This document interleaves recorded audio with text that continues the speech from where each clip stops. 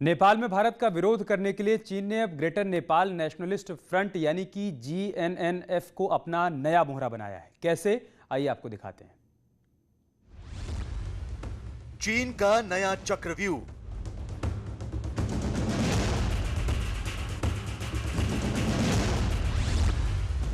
चीन की नई पैंतरेबाजी।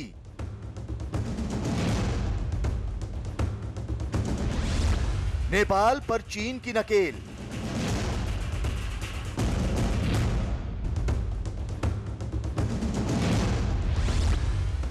म्यांमार पर चीन ने डाले डोरे।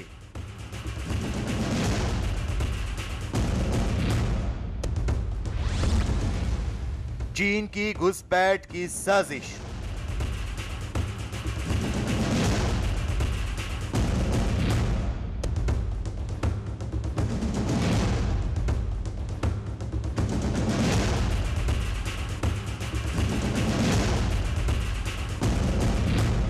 Nepal is free to exercise its choices in international affairs, but it should stay vigilant and learn maybe some cases from Sri Lanka and other nations which have also signed agreements with other international countries.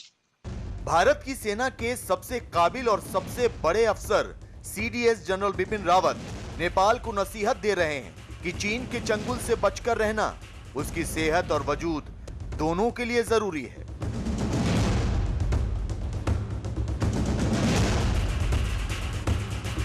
आठ महीने पहले गलवान घाटी की ये तस्वीरें जब जब चीन के राष्ट्रपति शी जिनपिंग की नजरों के सामने आती हैं, उनके सीने पर हजारों सांप लौटने लगते हैं और उनका जख्मी कलेजा और भी ज्यादा टीस देने लगता है, क्योंकि यही वो तस्वीरें हैं जिन्होंने चीन की लाल सेना और शी जिनपिंग के गुरूर को हिमालय से उठाकर समंदर की गहराइयों में ले जाकर डुबो दिया।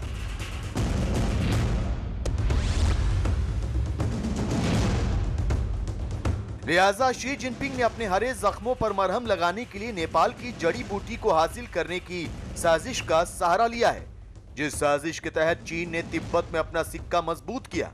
उसी फॉर्मूले का सहारा लेकर अब चीन नेपाल को वशीभूत करना चाहता है। चीन की इस चाल को भारत और भारत के तमाम जिम्मेदार लोग समझते भी हैं और जानते भी हैं। तभी तो जनरल रावत ने पड़ोसी धर्म निभाते हुए नेपाल को वो समझाने की कोशिश की जो वो अभी तक समझना ही नहीं चाहता। जनरल बिपिन रावत ने नेपाल के सामने साफ कर दिया कि चीन से दोस्ती बढ़ाने के लिए बेशक वो आजाद है, लेकिन ये बात ना भूले कि चीन से दोस्ती करके श्रीलंका का क्या हाल हुआ। लिहाजा सतर्क रहने में ही समझदारी है। भारत एक तरह से इसको अपना पड़ोसी मानता था, लेकिन चीन ने उसमें शुरू कर दिया कि उनको और भी ऋण देना शुरू कर दिया, उनके प्रोजेक्ट्स बनाने शुरू कर दिए। एक तरह से जिसको उनकी स्ट्रिंग ऑफ पर्ल स्ट्रैटेजी है, जैसे भारत को सब तरफ से घेर दिया जाए, उनके टापुओं पे, उनके पोर्ट्स को लेकर के, उनके इंफ्रास्ट्रक्चर को लेकर, उन मुल्कों के, चाहे वो बांग्लादेश में रहा हो, चाहे वो श्रीलंका में हो, चाहे वो नेपाल में हो, पहले मालदीव्स में था, तो उनकी सब तरफ ये ऋणी रहती है कि इन सब कंट्रीज़ को हम किसी तरह अपने कंट्रोल में कर लें, इनकी पॉलिटिकल लीडरशिप को खास तौर से। सूत्रों से मिली खबरों के मुताबिक नेपाल में भारत के खिलाफ अपनी साजिशों का ताना बाना बुनने के लिए चीन ने अब एक नई तरह की चाल चली है। नेपाल में भारत का विरोध करने के लिए चीन ने ग्रेटर नेपाल नेशनलिस्ट फ्रंट यानी जीएनएनएफ को अपना नया मोहरा बनाया है। जीएनएनएफ ने काठमांडू के चीनी दूतावास से भारत के खिलाफ एजेंडा चलाने के लिए अब लाखों रुपयों की मदद मांगी है।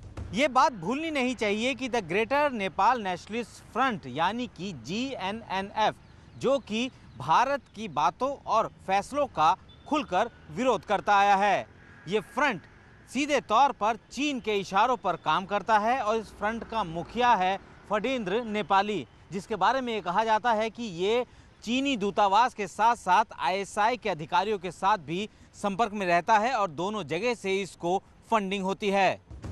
पड़ताल में जो बात सामने आई है वो बेहद चौंकाने वाली है। दरअसल चीन और पाकिस्तान की साजिशों को नेपाल में अंजाम देने के लिए भी एक किराए का टट्टू मौजूद है। नाम है फणींद्र नेपाली। इस शख्स की बदौलत चीन नेपाल में भारत के खिलाफ माहौल बना रहा है। नेपाल के नेता फणींद्र नेपाली भारत के खिलाफ जोर शोर से मुहिम छेड़े हुए हैं और नेपाल सीमा से जुड़े भारत के इलाकों को हड़पने का असली प्लान फणींद्र की देखरेख में ही तैयार किया जा रहा है। सूत्रों से मिली खबरों पर यकीन किया जाए तो नेपाल में मौजूद चीन दूतावास भारत के खिलाफ माहौल बनाने के लिए बाकायदा फंडिंग करता है। ऐसी भी खबर मिली है कि नेपाल में चीन की राजदूत हाओ यांकी का प्रभाव काफी अच्छा है और हाओ यांकी की ही बदौलत फणींद्र नेपाली चीन के हाथों की कठपुतली बन चुका है। ये राज भी सामने आ चुका है कि फणींद्र नेपाली कम से कम 3 बार चीन और 2 बार पाकिस्तान की यात्रा कर चुका है।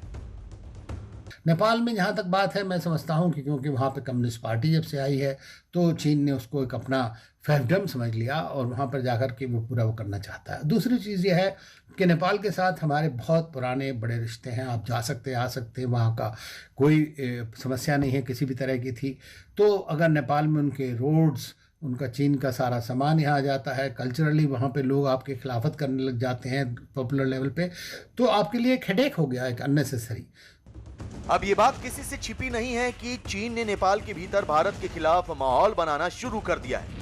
खुफिया रिपोर्ट के मुताबिक चीन के एक एनजीओ ने अपनी सरकार से नेपाल के कई हिस्सों में अपने ऑफिस खोलने की मांग की है। इसके लिए बाकायदा चीन की सरकार को नेपाल की सरकार से बात करने को कहा गया है। सूत्रों के मुताबिक नेपाल में इसके एनजीओ खोलने के पीछे का मकसद पैसे का सीधा रूट तैयार करना और भारत के खिलाफ एजेंडे पर जोर देना है। सूत्रों के हवाले से खबर आ रही है कि 1816 में हुए भारत और नेपाल के बीच सिंघौली की संधि को लेकर ग्रेटर नेपाल नेशनलिस्ट फ्रंट एक बड़े आंदोलन की तैयारी कर रहा है। पूरे देश भर में ब्लैक डे मनाने की तैयारी है। हाल ही में भारत के विदेश सचिव और थल सेना प्रमुख के नेपाल के दौरे के बाद से चीन ने नेपाल में भारत विरोधी गतिविधियों को और तेज कर दिया है और इस विरोध को GNNF सीधे तौर पर China Nepal mutual friendship society के साथ मिलकर आयोजित करा रहा है, जो कि चीन के लिए काम करता है। चीन की दादागिरी और भारत के खिलाफ गहरी साजिश का एक और मामला सामने आया। भारत के दूसरे पड़ोसी म्यांमार से ये बात उजागर हो चुकी है कि बीजिंग ने कटीले तारों की मदद से म्यांमार की सीमा पर 2000 किलोमीटर लंबी दीवार तैयार करनी शुरू कर दी है। हालांकि म्यांमार की सेना इस दीवार का विरोध कर रही है, लेकिन चीन अपने रुख पर कायम है। चीन ने तर्क दिया है कि दीवार को बनाने का मकसद देश के अंदर म्यांमार से अवैध घुसपैठ पर लगाम लगाना है। म्यांमार में भी यही हाल किया है उसने। बांग्लादेश, नेपाल, जहाँ पे भी हों, उनके अपने पोर्ट्स में वहाँ पे मिलिटराइजेशन, उनके जो असेट्स हैं उसका, ये सब वो करता रहा है। तो मैं समझता हूँ कि भारत के लिए एक चुनौती तो है ही। तो इस चुनौती को भारत किस तरह निपट सकता है, क्योंकि भारत ने बहुत इन्वेस्टमेंट किया है, एक नॉन रेसिप्रोकल रिलेशनशिप अपने जितने भी नेबर्स हैं उनके साथ की है। असल में चीन का म्यांमार से लगती सीमा पर कटीली दीवार बनाने का मकसद कुछ और ही है। चीन ने इस प्रोजेक्ट का नाम सदर्न ग्रेट वॉल रखा है। इसके पहले चरण के तहत 650 किलोमीटर के इलाके में बाड़ लगाने का काम पूरा हो गया है। चीन की योजना है कि साल 2022 तक म्यांमार से लगती 2000 किलोमीटर सीमा पर इस हाईटेक दीवार को बनाने का काम पूरा किया जाए। इस बाड़ में बिजली का करंट दौड़ेगा और इंफ्रारेड सेंसर के साथ शक्तिशाली कैमरे लगाए जाएंगे। जानकारों का कहना है कि इस दीवार के बन जाने के बाद चीन से असंतुष्ट आसानी से म्यांमार या वियतनाम नहीं जा पाएंगे। जानकारों की माने तो चीन कतई नहीं चाहता कि उसके विरोधी देश छोड़कर कहीं भागें।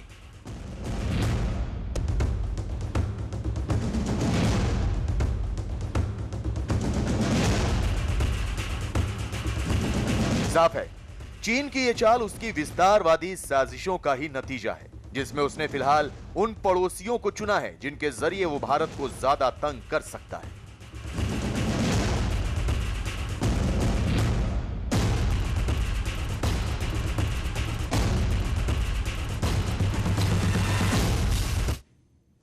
यहाँ रुक एक छोटे से ब्रेक के लिए खबरें जारी हैं, आप बने रहे हमारे साथ।